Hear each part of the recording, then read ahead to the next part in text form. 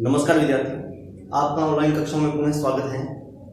हम अध्ययन कर रहे हैं कक्षा 12 अनिवार्य हिंदी और उसमें हमारी जो पाठ्य पुस्तक है सृजन, जिसका हम काव्यखंड जिसका हमने अध्ययन किया है और पहले हमने इसमें 7 अध्याय का अध्ययन कर चुके हैं और आज हमारा जो अध्याय है वो 8वां है, जिसमें कवि का नाम है कुंवर नारायण। हमारे इस पाठ्यक्रम के अंदर जो हमारा 8वां अध्याय जो दिया कुंवर नारायण सिंह द्वारा लिखित जो रचित है, तो इसमें 2 कविताएं हैं। पहली कविता है कविता के बहाने, जिसका हम अध्ययन करेंगे, और जो दूसरी कविता है इनकी बात सीधी थी पर। अब पर मतलब कि आगे विचारणीय है कि क्या है। तो पहले जो हमारी कविता हम पढ़ेंगे इसमें, जिसका हम अध्ययन करेंगे कविता के बहाने, तो उससे पहले हमें यह आवश्यक है कि हम कवि के बारे में थोड़ा जानें। तो थोड़ा कवि के बारे में आपको परिचय दे रहा हूं कि कुंवर नारायण सिंह कौन है, उन्होंने क्या लिखा है, किस विषय में इन्होंने लिखा है, किस और इनका जो अध्ययन है वो कहाँ हुआ। तो आधुनिक हिंदी कविता के नागरिक संवेदना की को अभिव्यक्त करने देने वाले कुंवर नारायण का जन्म सन 1927 में फैजाबाद उत्तर प्रदेश में हुआ था। अब कुंवर नारायण का जो जन्म 1927 में फैजाबाद जो उत्तर प्रदेश में है वहां पे हुआ। प्रारंभिक शिक्षा प्राप्त कर उन्होंने लखनऊ विश्वविद्यालय से अंग्रेजी में एमए किया, जिसको अपने स्नातकोत्तर कहते हैं। यायावरी प्रवृत्ति के कारण इन्होंने पोलैंड, रूस, चीन आदि देशों की यात्रा कर अनेक अनुभव प्राप्त किए। यायावरी कहते हैं घुमंतु, कि एक स्थान पे नहीं बल्कि घूमते रहना, घुमंतु प्रवृत्ति के थे ये। तो इन्होंने पोलैंड, रूस, चीन आदि देशों की यात्रा की और काफी जो अनुभव है वो प्राप्त किए थे। लंबे समय तक युग चेतना जो पत्रिका है उससे जुड़े रहे थे ये। कुंवर नारायण के जो 4 काव्यखंड हैं, जो 4 काव्य संग्रह हैं, वो प्रकाशित हो चुके हैं। चक्रव्यूह, परिवेश, हम तुम, अपने सामने, कोई दूसरा नहीं और इन दिनों। नचिकेता की पुरानी कथा पर इन्होंने आत्मजयी प्रबंध काव्य की रचना की। आकारों के आसपास इनका कहानी संग्रह तथा आज और आज से पहले इनका समीक्षा ग्रंथ है। इनकी रचनाएं बहुआयामी और विचार पक्ष से समन्वित हैं। बहुआयामी मतलब कि प्रत्येक आयाम को इन्होंने उद्घाटित किया है। इनका शिल्प सौंदर्य बिंब, प्रतीक, अलंकार आदि से मंडित है। तो इनके जो रचना है, इनकी जो शिल्प सौंदर्य है वो बिंब से है, यानी कि जो कोई भी इसमें कह सकते हैं प्रतीकात्मक रूपता दी गई है, किसी का जो रूप है वो उसमें आक्षेपित किया गया है। और अलंकार जो है, अलंकारों से इनकी जो रचनाएं है वो मंडित हैं। तो अब हम चलते हैं इनके द्वारा जो रचित रचना है कविता जो है कविता के बहाने। तो इसके अंदर जो कवि हैं उन्होंने एक बच्चे के माध्यम से, एक चिड़िया के माध्यम से और फूलों के माध्यम से कि कविता जो है किस प्रकार से हर तरफ जो है अपने सौंदर्य को फैला रही है, खुशबू को फैला रही है फूलों के माध्यम से। महक जिस प्रकार से फूल फैला रहे हैं और जिस प्रकार से चिड़िया जो है प्रत्येक घर में चहचहाट करती है, तो उस प्रकार से कविता जो है वो किस प्रकार से प्रत्येक घर में चहचहाट करती है, आती जाती है। और किस प्रकार से बच्चे जो हैं, छोटे बच्चे जो है जब खेलते हैं तो अपने और पराये का जो भेद है वो भूल जाते हैं और प्रत्येक घर को अपना घर मानते हैं। तो इसी अभिव्यक्ति को इसमें लक्षित करने का प्रयास कभी नहीं किया है, तो हम इसका अध्ययन कर रहे हैं। पहली जो कविता है वो है कविता के बहाने। कविता एक उड़ान है चिड़िया के बहाने, कविता की उड़ान भला चिड़िया क्या जाने। अब कवि इसमें कह रहा है पहले कि कविता एक उड़ान है चिड़िया के बहाने। जिस प्रकार से चिड़िया जो है वो आसमान में स्वच्छंद उड़ती रहती है, तो उसी प्रकार से ही जो कविता है वह भी स्वच्छंद जो अभिव्यक्ति है उसको लिए हुए है और हर प्रकार से वह चिड़िया के समान उड़ने में सक्षम है। कविता की उड़ान भला चिड़िया क्या जाने।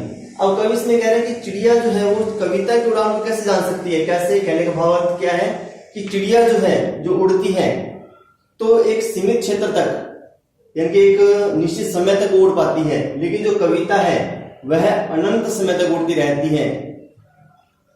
तो इस प्रकार से जो चिड़िया है वो उसकी उड़ान को किस प्रकार से जान सकती है।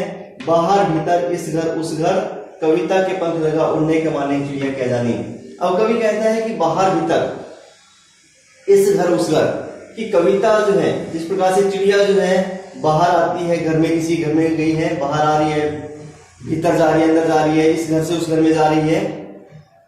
और कविता के पंख लगा उड़ने के माने चिड़िया के जाने। अब चिड़िया जो अपने पंखों के द्वारा उड़ रही है, तो उसी प्रकार से चिड़िया जो है वो नहीं जानती कि कविता किस प्रकार से पंख लगाकर उड़ रही है। अर्थात कहने का भावार्थ ये है कि कविता जो है, कविता में जो कवि के भाव हैं वो पंख लगाकर उड़ रहे हैं, और उस कविता को उस चिड़िया के पंखों, जिस प्रकार से चिड़िया के प्राकृतिक पंख है उसी प्रकार से कविता में भी जो कवि की अभिव्यक्ति है, जो विचार हैं, कविता उन विचारों और भावों के पंखों को लगाकर उड़ रही है। और उसकी जो उड़ान है, कविता की जो उड़ान है वो असीमित है, बहुत आगे तक जाने वाली है, जबकि जो चिड़िया है उसकी जो उड़ान है वो एक सीमित क्षेत्र तक ही रहती है। इस प्रकार से चिड़िया जो है कविता के जो उड़ान है उसको नहीं जान पाती है कि वह कितनी अधिक उड़ सकती है। कहने का भावार्थ ये है कि कविता जो है हमारे विचारों के द्वारा, हमारे भावों के द्वारा असंख्य, असीमित, अनंत उड़ान में भरती है, जिसकी जो किसी प्रकार से वह थकती नहीं है। तो जितने लोग उसको पढ़ रहे हैं, जितने लोग भी उस कविता का मनन कर रहे हैं, श्रवण कर रहे हैं, तो उनके विचारों में वह फैल रही है, उड़ रही है।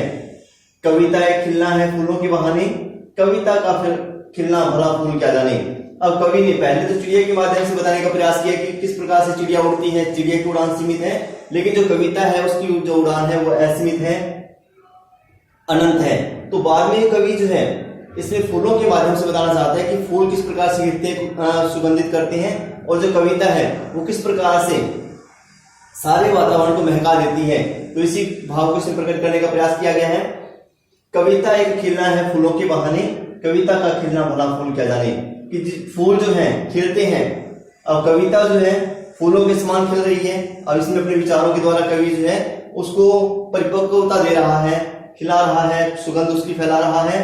तो फूल जो है फूलों के बहाने, कि फूलों के द्वारा जैसे ही कविता भी खिलती है, कविता का खिलना भला फूल क्या जाने। अब कवि कहता है कि फूल तो है जो एक समय पर अपनी खुशबू को फैला रहे हैं, लेकिन कविता का जो खिलना है तो वो किस प्रकार से हो रहा है। कवि अपने विचारों और अपने भावों के द्वारा नए नए जो भाव हैं उसके अंदर प्रकट करते हुए, उसको परिपक्वता की ओर ले जाते हुए कवि जो है कविता को खिलाता है, अर्थात परिपक्व करता है, जिस प्रकार से फूल खिलते हैं। तो फूल जो है वो कविता के खिलने को क्या जाने।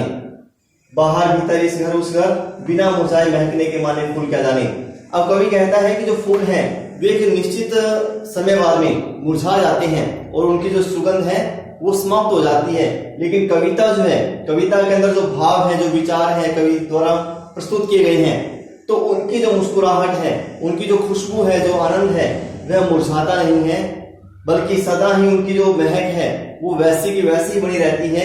चाहे कविता आज लिखी है, चाहे 10 साल पहले लिखी हुई है, तो उसके जो भाव हैं उनके द्वारा हर प्रकार से जो उसकी सुगंध है पाठक को अपनी ओर आकर्षित करती रहती है। जबकि फूल जो है एक निश्चित समय बाद में मुरझा जाते हैं और उसकी जो महक है वो एक निश्चित समय तक ही रहती है।